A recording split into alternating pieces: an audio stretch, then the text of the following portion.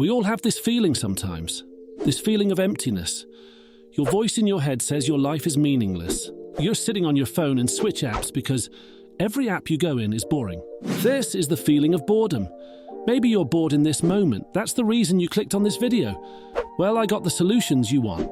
So in this video, I show you a step-by-step guide how to overcome boredom.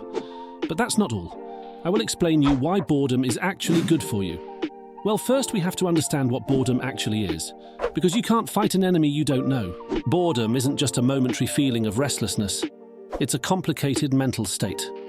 It happens when we feel dissatisfied or uninterested because we're not engaged or stimulated enough by what's around us or what we're doing. For example, when you're hungry, your body lacks nutrients, and you're only leaving this feeling when you start eating. Boredom is just the same. If you're bored, you lack stimulation and entertainment. But boredom will not just come up when you're not entertained enough. It's also coming when you do repetitive tasks at work or having unfulfilling social interaction. Like imagine you are at your family dinner and there is no one interesting to talk to. Then you feel bored too. Okay, now we found out what boredom is. But why is it so important that we fix it? Prolonged boredom can take a toll on our mental health, leading to feelings of apathy, frustration, or even existential dread.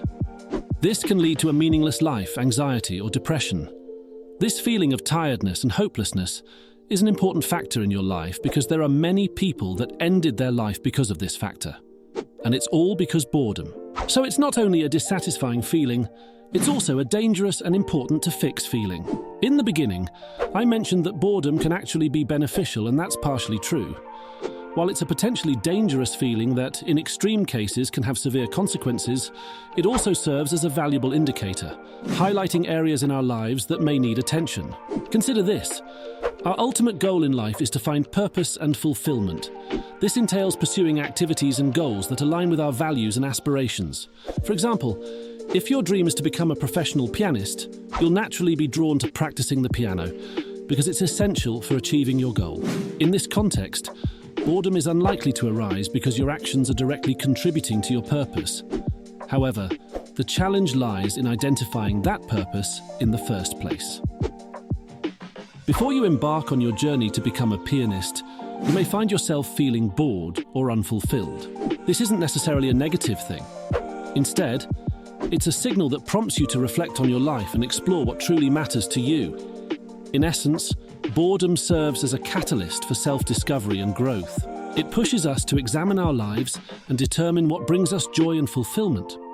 Once we identify our purpose, boredom often diminishes because we're actively engaged in activities that resonate with our aspirations. So, while boredom may initially seem like an unwelcome sensation, it can ultimately lead us down a path of self-realization and fulfillment.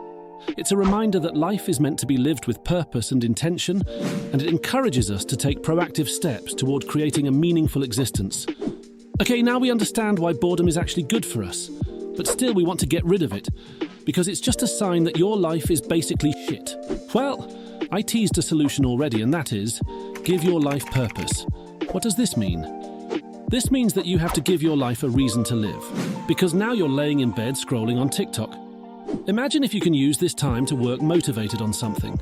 Now you may think, how do I know what I'm passionate about? I made a list that you can follow, and I guarantee that you will find your passion. Okay, first up, explore your interests. What gets you excited?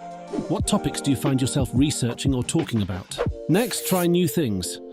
Experiment with different hobbies, activities, or career paths. Your passion might be something you've never tried before. The third thing is, reflect on your childhood. Think back to what you loved doing as a child. Sometimes our childhood interests hold the key to our true passions. The next thing is, consider your values. What causes or issues do you feel strongly about? Your passion might be connected to making a difference in those areas. The last thing is, pay attention to your emotions. Notice how you feel when you're engaged in different activities. Your passion is likely something that brings you joy, fulfillment, and a sense of purpose. If you follow this list closely, you'll likely discover your passion.